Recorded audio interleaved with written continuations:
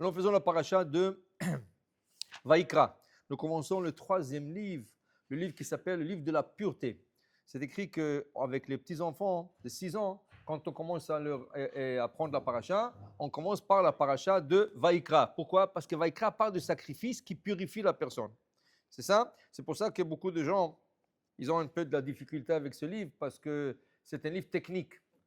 Il n'y a pas beaucoup d'histoires. Il y a quelques histoires, mais pas beaucoup d'histoires comme Abraham, Yitzhak, Yaakov et tout ça. Alors, ce n'est pas aussi intéressant pour eux comme les autres, mais c'est un livre très, très important. D'ailleurs, nous étudions ce livre chaque matin quand nous faisons le korbanot.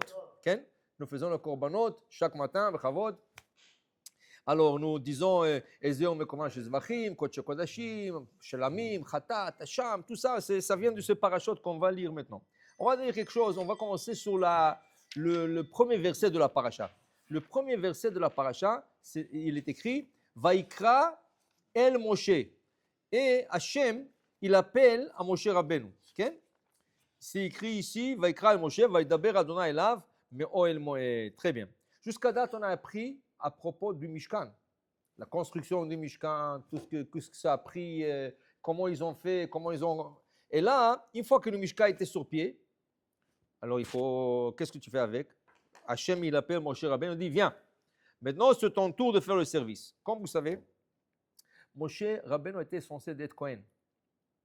Mais à cause qu'il a argumenté avec Hachem 7 jours, quand Hachem lui dit, va sauver les Hébreux, il dit, non, je ne peux pas. Va sauver les Hébreux, non, je bégaye. Va sauver les Hébreux, non, mon frère est plus grand que moi. Il a donné 7 jours d'excuses. Hachem, il s'est énervé à la fin, il dit, écoute, rien à faire, tu vas aller.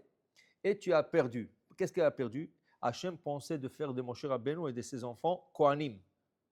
Puisqu'il a argumenté pendant 7 jours de ne pas aller, alors Hachem a pris ce cadeau, il l'a donné à son frère Aaron. Alors, c'est Aaron et ses enfants qui sont devenus la famille Cohen à partir de la branche Lévi. Okay? C'est une branche Cohen à partir de la famille Lévi. Et Moshe est resté, lui et ses enfants, Lévi. Okay? Maintenant. Il voulait ça de toute façon pour le respect pour son frère. Non, ça, la Keuna, il la voulait, mais Hachem ne lui a pas donné. Regarde, Hachem, il dit à Moshe Rabbeinu, parce que tu as tellement prié pour le peuple juif, tu les as sauvés à cause que je voulais les anéantir et à cause de la faute du Vaudor et tout ça. Hachem lui a donné un cadeau. C'est quoi le cadeau? Que l'inauguration du Mishkan, le Kohen qui a servi pendant les 7 jours, c'est Moshe Rabbeinu. C'est 7 jours d'inauguration. Et le Kohen, le grand prêtre, qui va être Moshe Rabbeinu. Alors il lui a donné ce goût de la grande prêtrise, qui doit être le prêtre, le grand prêtre, de servir pendant 7 jours. Mais à la fin de 7 jours, c'est fini. Ça a été passé à Aaron et ses enfants. Hein? Oui, mais d'avoir ce titre de Cohen, lui et ses enfants, c'est une grande chose. Tov. Qu'est-ce que c'est Vaïkra el Moshe? Dit Rashi, lechol dibrot ou lechol amirot ou lechol tzivoim kadma kriya. Avant que Hachem il apprend une paracha à Moshe Rabbeinu, une loi, quelque chose de la Torah, d'abord Vaïkra el Moshe. C'est pas qu'il venait et dit, on met les téphilim. Non. Moshe, quoi? Viens, je t'apprends. On met le téphilim, on s'assoit dans la souka. Ça veut dire que quand tu commences à parler à quelqu'un, tu dis, Yaakov, ça va? Après, tu lui parles. Il y en a qui disent, tu sais, l'autre, de quoi tu veux parler? Des fois, il y a des gens qui commencent au milieu de la phrase. Et après, tu dis, d'où tu viens, toi? De quoi tu parles? Je ne sais même pas que tu parles.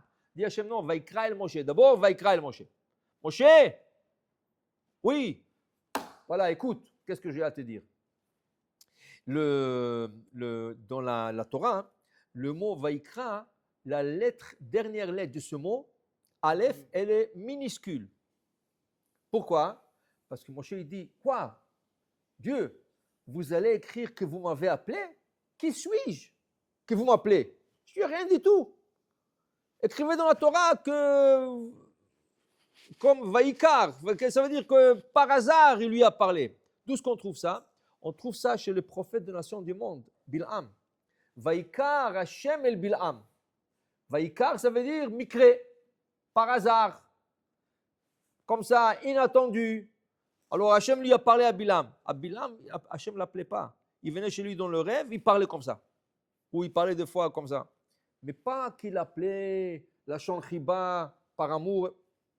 Alors Moshe, il veut que Hachem lui dise, écrit la même chose sur lui. Je lui ai dit, non, non, non, non, non. Toi, tu es mon préféré. Toi, Vaïkra. Moshe, il avait de la difficulté à l'écrire. Quand Hachem lui a dicté la Torah, qu'est-ce qu'il a fait? Il a écrit la lettre Aleph minuscule. C'est comme s'il n'est pas là. Et ça se lit Vaïkra, Vaïkar. Si tu ne vois pas le Aleph, tu vas dire Vaïkar. Comme Bil'am, l'Avdil. Okay? Mais on sait que la Mesorah dit qu'il lit Vaïkra. Tellement il était anav, tellement il était humble, mon cher Rabbeinu, il ne voulait pas qu'Hachem écrit sur lui. Okay? Qu'est-ce que ce verset nous apprend? Selon le Chachamim, il y a plusieurs enseignements, mais un que je trouve un très bel enseignement, c'est des fois Hachem t'appelle à chacun. Hachem peut appeler à chacun. Okay? La question, est-ce que tu écoutes? Est-ce que tu écoutes la voix d'Hachem?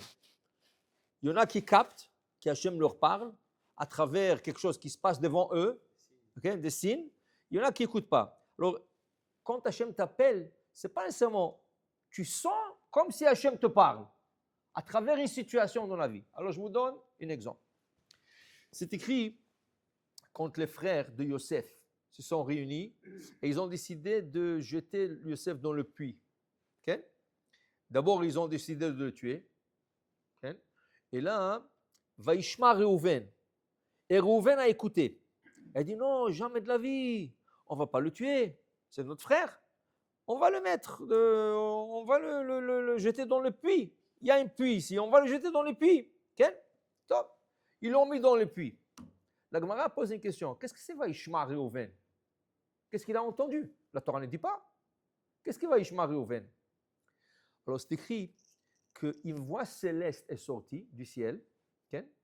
Et quand eux, ils ont dit, Ine Baal Achalomot Alazeba. Voilà le rêveur. Celui qui rêve toujours quand on se prosterne devant lui, que lui il va nous contrôler, nous surmonter. Voilà, il est en train de venir. On va le tuer. Okay? Et la voix est dit, venir mayu chalomotav. On va voir qu'est-ce qui vont être ses rêves. Eux, ils ont dit, on va le tuer. Et après, une voix céleste qui dit, venir mayu chalomotav. Et on va voir de ses rêves qu'est-ce qu'ils vont devenir. La Gemara dit, une seconde, s'ils veulent le tuer, comment tu peux dire, et on va voir qu'est-ce qui va devenir de ses rêves? Mais il est mort. Rien ne va devenir, parce qu'il rêve que vous vous prosternez devant lui. Mais si vous le tuez, ça ne va jamais se réaliser. Donc, dit la Gemara, celui qui a dit ça n'a pas dit ça. Eux, ils ont dit, on va le tuer. Une voix céleste est sortie dans le ciel, elle a dit, venir mayu chalomotav. Vous le tuez, on va voir. On va voir qu'est-ce qui va s'arriver avec ses rêves. Vous allez voir qu'il a raison, lui. Okay? Qu'est-ce qui est écrit tout de suite après? Vaishma Reuven. Le seul qui a entendu cette voix du ciel, c'était Reuven. Alors tout de suite, il dit Reuven à ses frères, vous avez entendu? Il dit quoi? Bah quoi, vous ne l'avez pas entendu? Non. Alors il a compris, Reuven, que c'est le seul qui a entendu. Dans ce cas, il dit, alors Dieu me parle. Si Dieu me parle, donc je dois le sauver. Qu'est-ce qu'il dit? Oh, on va pas le tuer. On va le jeter dans le puits. Il y a un puits ici et on va voir qu'est-ce qu'on fait avec lui. Mais pourquoi? Vayatzilehu me'adam. Parce que c'était sur place, il voulait le sauver, qu'il ne le tue pas. Okay?